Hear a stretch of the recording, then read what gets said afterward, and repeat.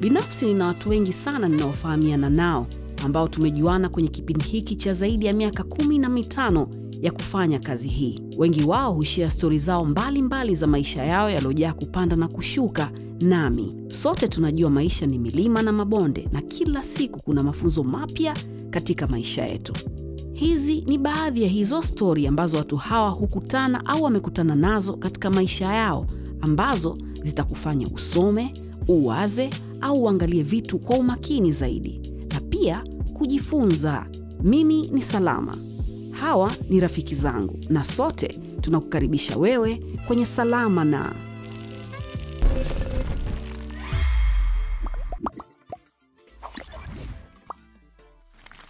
Mhudumu wetu wa leo kutoka Kukukuku anaitwa Margaret. Ni sura mpya kabisa ambayo hujawahi kuiona, au niseme mgongo mpya, kwa sababu mara nyingi haumuoni sura yake. Kutoka Kukukuku, na ameshatuwekea mezani mimi na mgeni wangu. Hii inaitwa jogoo, ya kwangu ni ya maembe, ya mgeni wangu kabla sijamuintroduce yeye anakunywa ya strawberry. Bei yake ni shilingi 10,000 tu. Ukienda bandani pale Mlimani City utapewa wewe pamoja na unaowapenda na kuwajali. Mimi naitwa Salama, unaangalia Salama na unaweza kutufollow kwenye Twitter, Instagram ama Facebook, na kama unatusikiliza kupitia podcast basi wewe ni mnyama sana. Kama unaangalia kupitia television, big up kwa watu wote nyumbani ambao wamekubali kukuachia remote control. Karibu sana. Kwa lisaa hili tutakuwa tunazungumza na washikaji ambao wanatuinspire au ambao tumekuwa tukiwaona kila siku lakini hatujui mawili matatu juu yao. Na leo ni mshikaji wangu ambaye nimemfahamu miaka ya nyuma hivi. Nilimfahamu kupitia rafiki, kumsikia tu, baadaye nikakutana naye, and then miaka hivi karibuni amenionyesha kipaji chake cha kufanya kazi ambayo zamani ilikuwa ikifanywa na watu kutoka nje. Hii ni Salama na Sniper. Vipi? Wow, how are you doing? I'm okay man. Na wewe? Fresh kabisa, can't complain.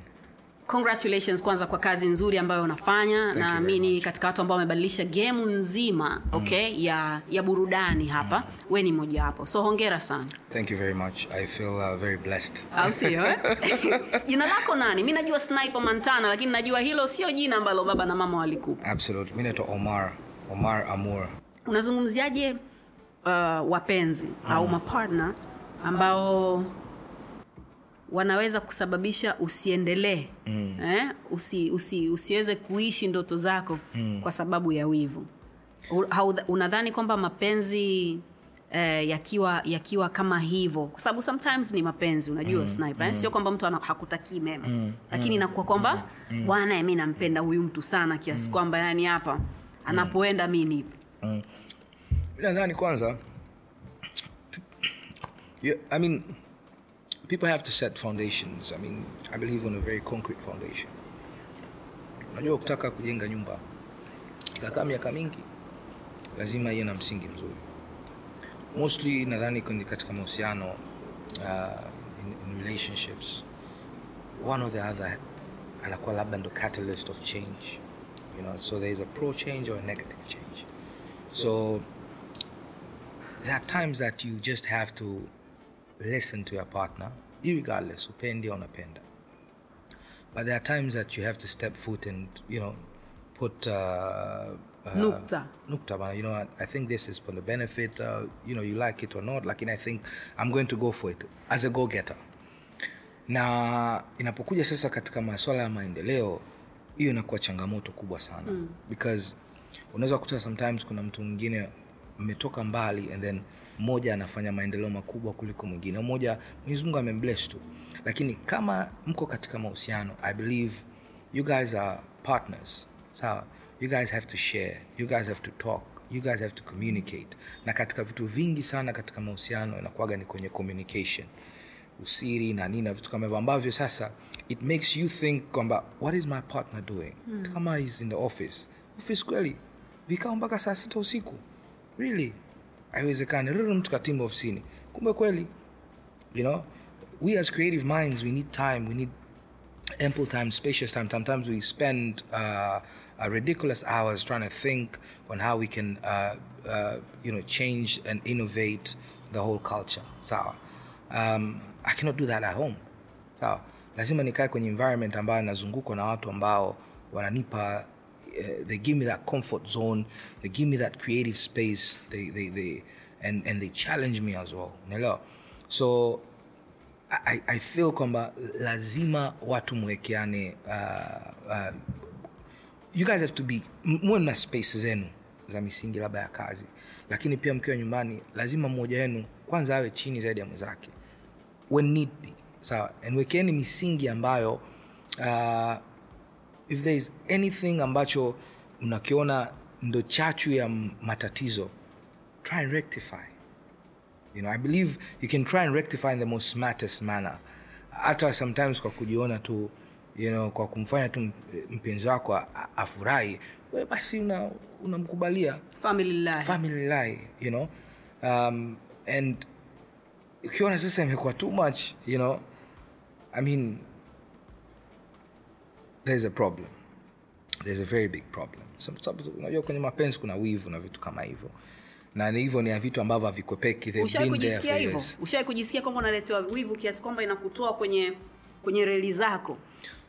Maybe sometimes, you know, maybe sometimes. Na I think maybe kwa sababu sometimes labda kwa sababu ya kazi zetu, you know, because you know, you might be, you know, when you have a big project, unakuta kwamba you might be spending more time katika kazi, and then you know you spend less time na family.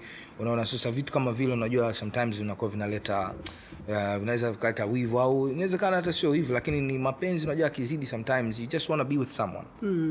Unajua afu kama mtu ambaye ushazoeana naye, mimi mke wangu I think she's my friend.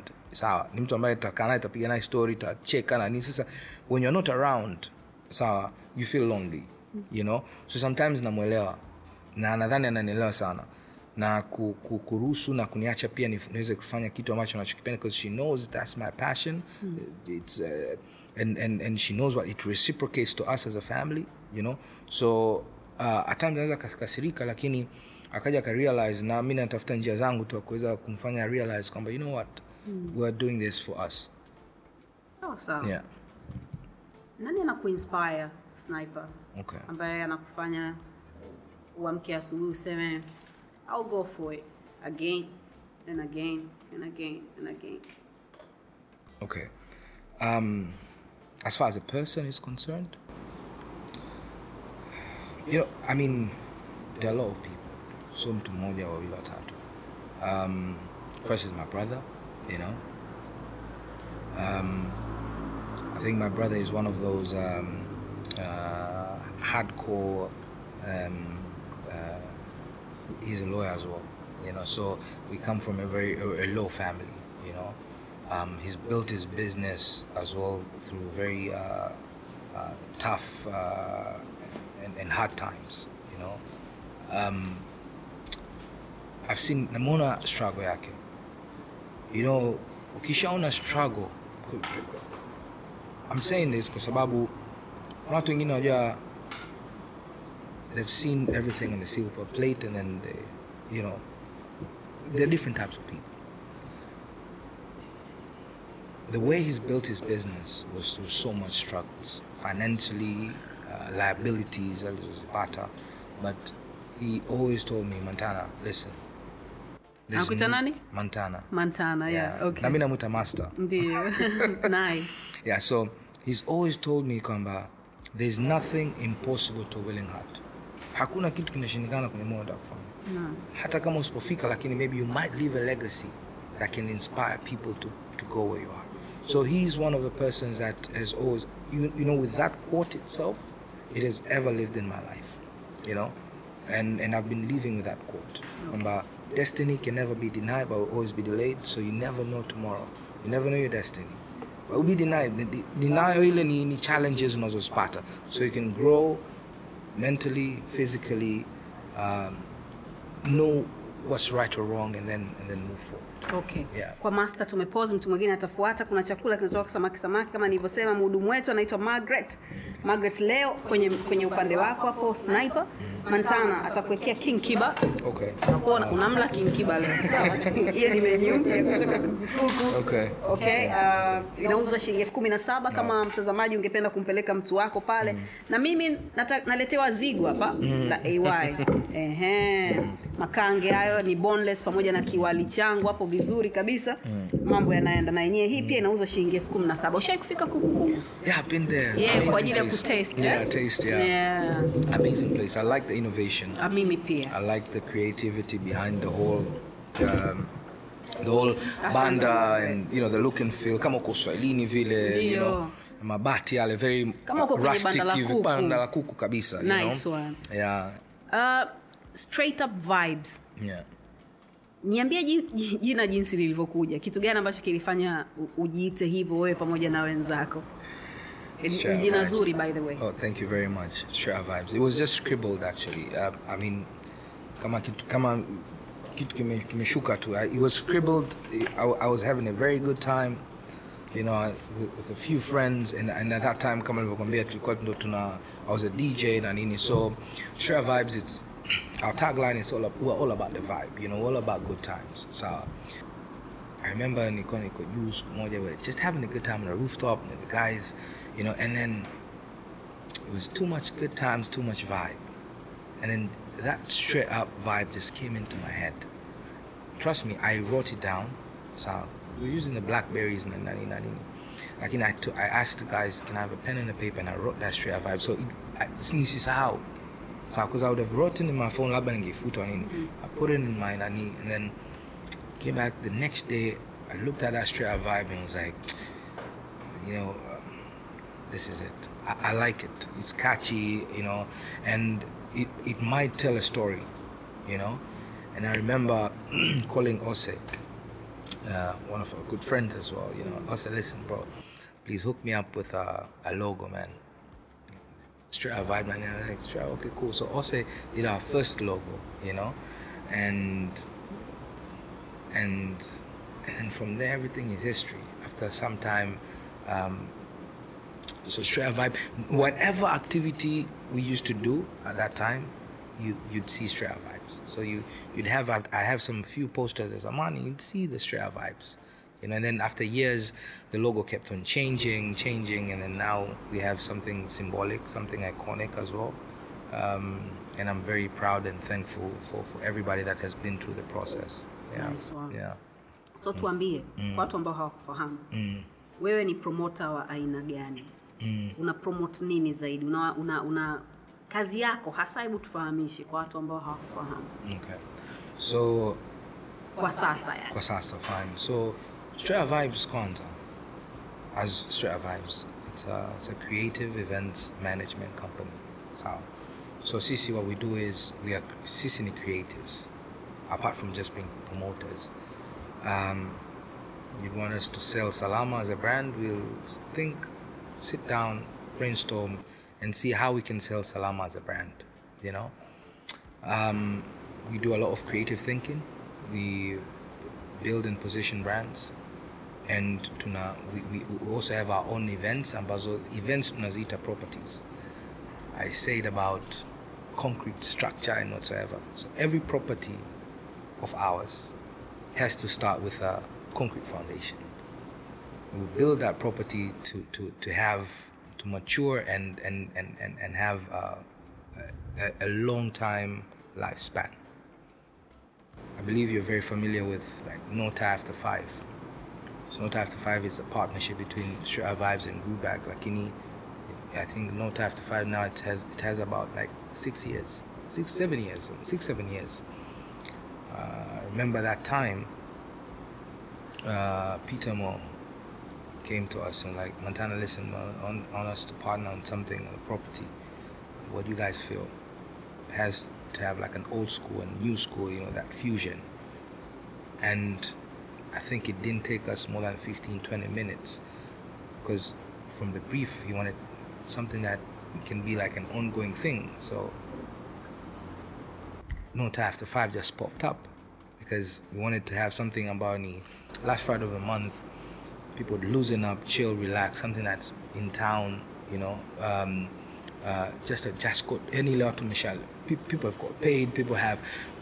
It's a stress releaser party, you know, literally. Because sababu whole month people have been working so hard. You just want to have like one ball, you know. But it starts early from 5. Ili mtu drive home aje tu with the, you know, losing up to, unajua. So it started growing until mpaka sasa hivi lipo, you know. It's a property that has been nurtured. It's been grown.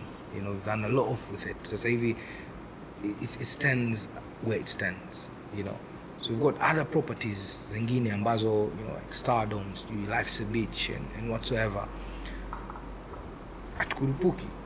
We just don't build it. We just don't do things. And something that as event organizers, Pia, we have to stick on those terms as well. You want to do something, I believe in 4 P's. Prior planning prevents problems. You plan anything early, find your research, identify your segment. Who are you targeting? Is it the mainstream? Is it the premium? What age? What they like? Look and feel? What they desire? You know, navitu kama hivyo. Identify what you want to sell to them as far as an activity is concerned. So that's what we do. So for us, doing Burner was very iconic, but it was something that we wanted to do. We wanted to have an A-list artist as far as 2019 is concerned. And so that's why we started building it up by having, I think we had Liquid Deep come in last year. I mean, so that was just build-ups to just intensify and position ourselves on that concert aspect.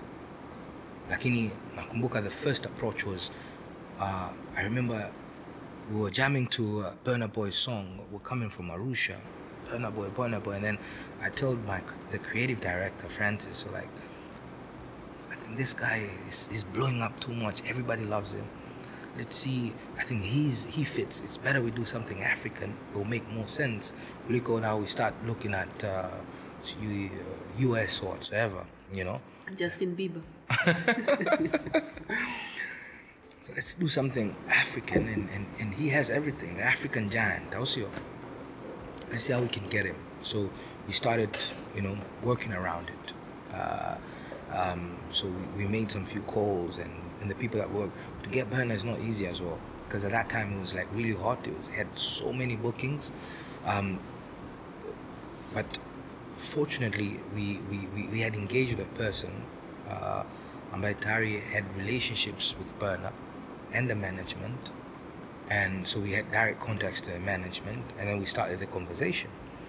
So initially the price tag was a bit, you know, I mean, it's a bit hefty. Lakini, I mean, we're looking at the fact that we want to give people an experience. How much was it? Bei ya kwanza ambayo mliambiwa. Ameshakuja, don't worry about it. Yeah, so it was a couple of figures. You know, a couple of figures. Like 500,000? No. 300? I mean... 250? Yeah, I mean, a couple of figures. I'll tell you offline. It's okay, I'll tell you offline. But like, it was a couple of figures. I mean, he was quite expensive. Yeye ndo mwanamuziki expensive ambaye ameshawahi kuleta? I think so currently. Yeah, I think so currently. I mean, he was quite expensive. You know? But then, for us, it wasn't about the price tag. For us, it was, this is what we want to do this year. So, and we love him as well, you know. So he's a person that we jam to him, and the whole country loves him as well. We believed so. So when it came to the communication with the management, we had a lot of back and forth as far as the dates are concerned. Initially, he wanted to do this date. Lakini sasa he was on a tour. He was on that African Giant tour. Kwa hiyo, dates is causing a change, you know. So if he goes to Italy, he gets more dates. Dates is gonna change. Lakini, mwishoni, I got so frustrated, you know. And then I was like, guys, if we're doing it, we're doing it. If you guys cannot do it, basi let's. And then I think after. The guys went silent, and after 2 days, like, Montana, this is a concrete date. Like, are you guys sure? Yeah. And then next day, I was like, it's affirmative. Let's go for it. And then the mom calls me from nowhere, and then we got a contract. You know, and I was really happy because that was a person I met to me, you know, for like 3-4 months. We're just going back and forth. And kila siku zinazozidi kwenda anazidi kuwa moto. And then when they get these awards, nominations, na nini, the prices go up. You know, so they'll tell you certain figures low, and then like, Montana, listen, it's gone up, you know. Because you want him, you have to negotiate, like, you know, literally, I mean, it has to have a consent of both parties, you know. But then when that was sealed and then all the logistics were done, there was no going back. And it was significant. We wanted a significant... Ilikulipa? Of course, I think at times we, as a businessman, you do business because you want to make something out of it. But when you're establishing a business, it takes time. Even if I don't get that ROI today, but in time, it will come. Kwa kudra za Mwenyezi Mungu. You know? So for us, it wasn't about even the money. Kutengeneza au kutoa. For us, it was about, we want to make sure that our brand equity grows this year. And this is, we will do whatever possible to make sure that we have Burner in town, give people of Tanzania a good time, give them a different experience. As I said, culture creators. So from that event, it was a bit different from other concerts. First of all, the introduction of that digital payment solutions, so whereby, you know, we're like no more paper tickets, because we want to make sure that all our tickets are digitalized and we can monitor them. And we want that experience ianzie hapo, from buying the tickets. So, you know, we've got that Nilipe guys come in, sit down with them and see how we can work together as far as the digital platform is concerned and other different companies. And at first, you know, I believe today is to do. So at first, for such a huge activity, for us, we believe it was very successful because it had no glitches. And it was an experience. You want a ticket, you can never get it in Tani. And you can still monitor whatever comes in through the platforms, you know. And it was an experience. Can I get an access? Gonna kuangalia how much you made on that night? Do you still have the logins? I don't know. If these guys give you the logins, I mean, we're gonna have to sue them. Huh? Yeah. So that was an experience, Mona, from buying the tickets to coming in, and you got those flamboyant, you know, VIP tables and so forth. And I think the value was Burner himself, you know, coming in. He had an amazing set. He's an amazing performer. He's got so much energy. We heard so much, you know, like Burner is this and that, you know, he's a very. I was gonna ask you, yeah. Wanasema kwamba kama Nati imecheza hivi kidogo. Okay, it's fine. Wanasema hivyo, lakini at the end of the day, unajua kama mtu mjui huwezi you listen sawa hearsay. Mtu mjui, of course, ya wengi ya sana, yeah, lakini so if you meet a person mkikutana in person, you're like, is this the same guy that people are talking about? Well, he looks seems different.